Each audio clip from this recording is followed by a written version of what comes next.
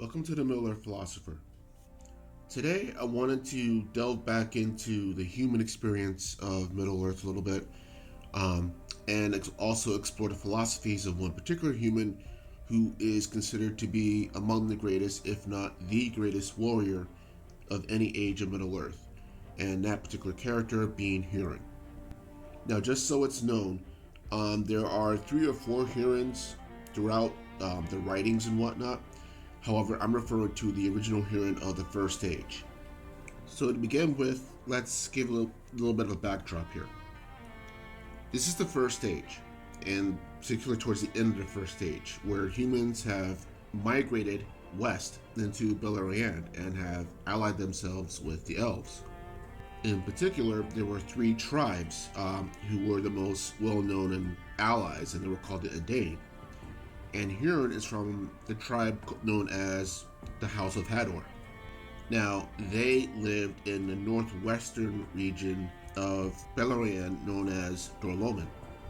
And as I suspect with many of the humans who lived in Middle-earth, their culture was very warlike in the sense that they were not only allied with the elves who were in the middle of this century-long conflict with Morgoth, but were living in a dangerous world. The migration had been dangerous and they had lost people along the way, according to their myths and legends, and they were still surrounded by many enemies, even though they were in a much more secure place than their ancestors were. And Hurin's early life perfectly demonstrates this.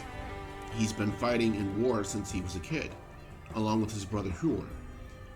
His father was lost during the War of the Battle of Sun and Flame, defending the elves, while Hurin and Hura themselves were fighting elsewhere, more southern in Beleriand with their other kinsfolks, and they disappeared.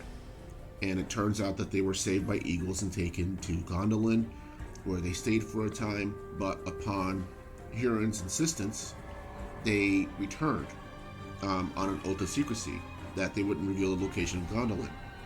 And this fascinates everybody, of course, but regardless of that, it builds up the mystique and the rumor, if you will, of Hurin and Hur, and they become well known, they become very popular. And not only that, Hurin is made the war leader of Lordoftherings at that time, because his father had died. Now, during this time, he further establishes himself as a great warrior, and this ultimately leads up to the War of the Battle of Unnumbered Tears, where he is ultimately captured. From here, he's taken back to Angband by Morgoth, and to try to be intimidated and scared into giving away the location of Gondolin and his elven allies. And famously, Hurin's response is basically, no, I'm not going to tell you. He essentially literally told Morgoth to go fuck himself, if you want to put it in modern lingo. And that's balls, okay? If you're in the middle of hell and Satan is demanding information from you and you're telling him to go fuck yourself, I don't know what kind of cojones you have, but that's heavy, because not even elves who are older and more experienced than Hurin, as well as other spirits, and we're talking like Balrogs here, are able or are willing to even say that to Morgoth's face. So kudos to Hurin for that, but that also gets him in trouble because this pisses off Morgoth. Reason being that more than anything, Morgoth hates his authority being challenged, and he hates being called out on facts that reject his own personal philosophy and worldview. Moreover, I think this insult was even more heavy because it's not coming from another Valar or an elf or some other immortal being. It's coming from, an inferior species. Someone who's not even lived as long, a fraction of how long as he has, and should be terrified of him. And he's not. He's defying him to his face, even though he's looking at certain death and, and a gruesome death on top of that. And yet he's still like, no, I'm not going to tell you. You're going down. Even if it looks like we're losing now, you're eventually going to lose. And that's that. And Hurin's just laying basically these truth bombs on him that are hitting Morgoth and his insecurities and everything. And because of this, Morgoth curses him. And I have my own views on the curse and all that, but that's another video.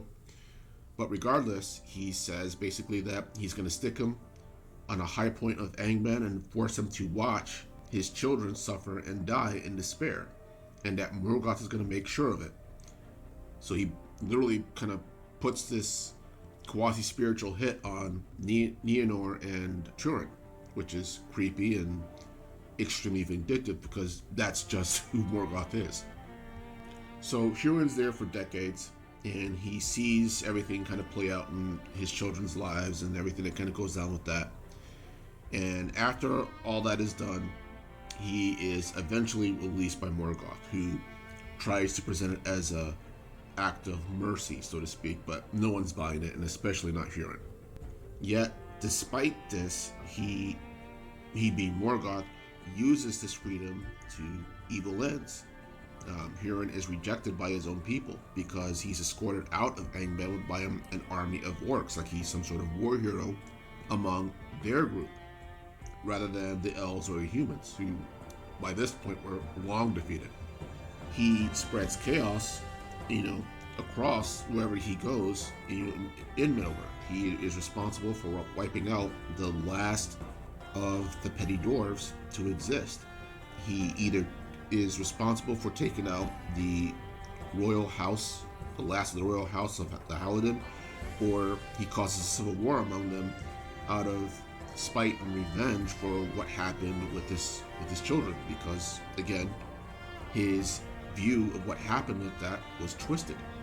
And then ultimately he insults and curses High King Thingol and his queen Melian because they didn't take care of his children in his eyes, in his view. And it's only then that his curse, if you will, is relinquished, because Morgoth's powers have no effect in Doriath, where Melian's powers reign. And he sees the evil of his ways and what has happened, even though it was not intentional. And he apologizes. He gives them the Naglmir, which he took after he killed the last of the petty dwarves, and he walks off and eventually commits suicide. So those are kind of the checkpoints of Hurin's life, the factoids. But what about his philosophy? What was his worldview throughout his life that may or may not have led to this end? To begin with, it's established early on, as I said earlier, that he comes from a warlike people because they're born and live in a warlike situation. So because of that, I think Hurin's one of his main philosophies was he wants to be in the middle of a battle.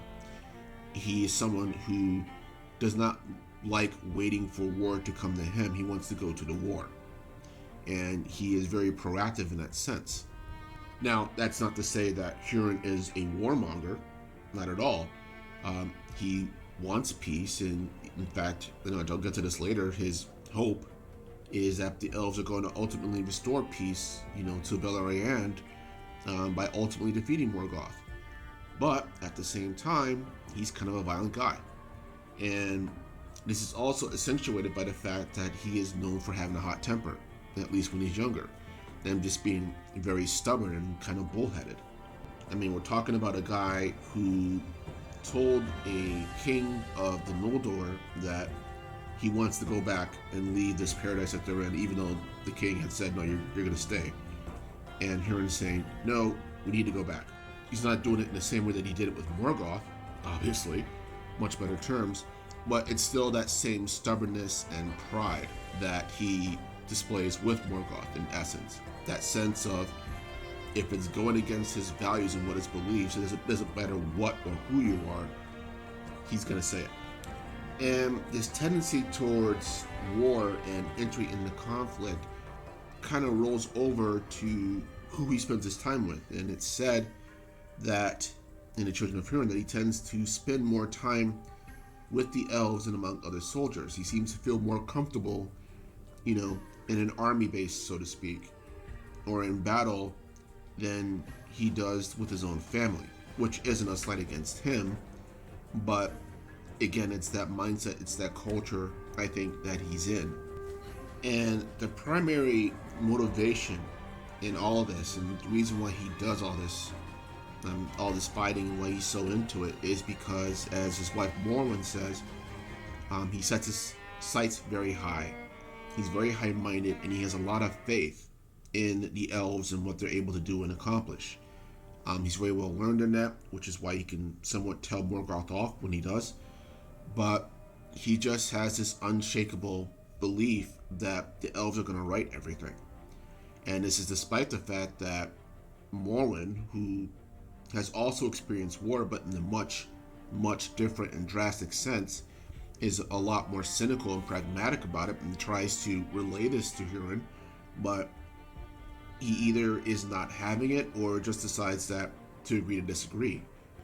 Moreover, this high-mindedness of Hurin, while beneficial in the sense that it leads into his charisma and his ability to command others, which includes even other elves, because at the beginning of the Battle of Unnumbered Tears, when an elf prisoner is butchered and killed in front of the western side of the Alliance army, the elves are ready to just run them all down. They eventually do, but not before Hurin holds them off for a time. Tells them to, basically chill out for a little bit because he senses a trap, which kind of shows his tactical awareness. He has what's been called the twinkling of the eye, where a person can see where the tide of battle is going to turn and make a decision at that point on how they're going to behave or respond. And Hurin displays this then, and this all plays into his charisma and his popularity and respect among both elves and humans. The ability to not command on the level of the High King of the Nordor, which was Thalion at that time, but enough that, he can chill out a bunch of hot-tempered Nordor elves to, not go rushing in, even if it's for a little bit. Yet, this high-mindedness leads to a lot of blind spots. And as I said earlier, he's not around his family a lot, and he doesn't see a lot of his children growing up. And indeed, this is something that Hurin picks up on. And you can argue that Hurin might have been able to make better choices later on in life had Hurin been there to help temper Hurin's own well-known temper, because Hurin was, had issues from the beginning as well, because he had lost a younger sister who had died, and that dramatically affected him. And his confidants were, I think, for a time, his mother and a friend among the family. I think it was a family servant or something. But regardless, those formative years, his father was not around for, and then he ends up getting captured and presumed killed, in battle, in war. So, again, if Hurin had been there during those formative years to kind of help mentor and calm, Hurin's own flame, as it were, Hurin might have been able to make better choices. But then again, maybe not. Who's to say? And in his wife's view, Hurin's worldview comes from the fact that even though he is a warrior and is experienced in war, he hasn't really experienced loss. I mean, he's lost his father, obviously, but not loss like Morwen has experienced it, being that, she was from the region of Dorthinion, which had been overrun during the last war, the Battle of Sudden Flame, and was a refugee from that land. And she had a very, very, very hard life. And if you ever talk to a refugee, that PTSD is pretty much a guarantee. And that while, they can be hopeful in some ways, that hope, if they have it, is often in contrast with a sense of darkness or an awareness of that, the darkness that life can bring on a person that will conflict or can potentially destroy that hope. And this effectively is Morwen. That's when she comes into Dor-lómin, even though she's considered the most beautiful woman there, she has that hard, steely view of life, and she thinks that her husband doesn't have that experience, so therefore he can afford to be high-minded, to have that hope, to have that faith. Moreover, though, on a larger scale, I think in a way that Hurin kind of represents humans in Beleriand before the Battle of Unnumbered Tears. Now, not to say that all humans were enamored by the elves. Some were not, like the Haladin, who just wanted to be left alone, kind of a thing. But there was a sense of hope and of progress among them, that among the elves, they could better their lot in life. And even though, yes, they were entering into a war, they were allied with powerful allies who could better protect them than, what's happened with their ancestors. Because at that point, and up until that point, it was all about survival, pretty much, because it seemed like everything was kind of hunting them, as their legends and myths say. And again, before the Battle of Unnumbered Tears, there was this high hope among them that things were going to improve, because things were improving. And I think Hurin's philosophy embodies that attitude that existed among them at that time. And ironically, I think this is something that Morgoth also sees in his philosophy, that he recognizes in his interrogation of Hurin, that he's saying all this because he believes in the elves, and he believes in the Kool-Aid that they're having him drink, so to speak. And, well, yes, he's right, and he is calling Morgoth out on his bullshit. At the same time, he doesn't like hearing it. And so I think the curse of Morgoth, yes, and again, I'm using that, yes, he kind of wants to put a hit out on his kids, but I think more than that, the reason why he put a hit out on his kids, so to speak, was because he wanted to corrupt and destroy Hurin's faith. Because that is what drove him. That is his fire and his silver lining in the cloud, so to speak. And Morgoth just wants to stomp it out. He wants to smash it, stomp on it, take a dump on it, and just completely and utterly bury it and obliterate it and defile it. And yes, that's an extreme description of that, but at the same time, even if you are a more traditional reader of Tolkien's works and everything, is Morgoth's character. He is that vindictive. And that's why in the Silmarillion it said that this is considered the best / worst example of Morgoth's malice, is because of not essentially what he does to this family, but his intentions behind it. It's really despicable. And this is effectively what happens, because while he's under Morgoth's deceit, he still has that hope. He still has his sense of justice and whatnot, which is why he's going out doing what in his mind is the right thing to do. He's trying to right the wrongs that have affected that had killed his kids, basically, and harmed his family. And it's only when that deceit is removed that he sees that he's been being played the entire time. And that's what finally breaks him. And that's what pretty much destroys his faith, except that one aspect of, as I said earlier, he's no longer a slave to Morgoth. But even despite that, he has nothing else to live for, because what he lived for was that hope and that faith. And now, thanks to Morgoth's deceptions and Hurin's own actions, that is now gone. And thus he commits suicide. Now, it's also worth noting that despair and suicide also seem to be something that runs in Hurin's family, because again, both his son and one of his daughters die by despair and suicide. So that does also kind of lend to the question if there was perhaps a mental condition that was passed down to them.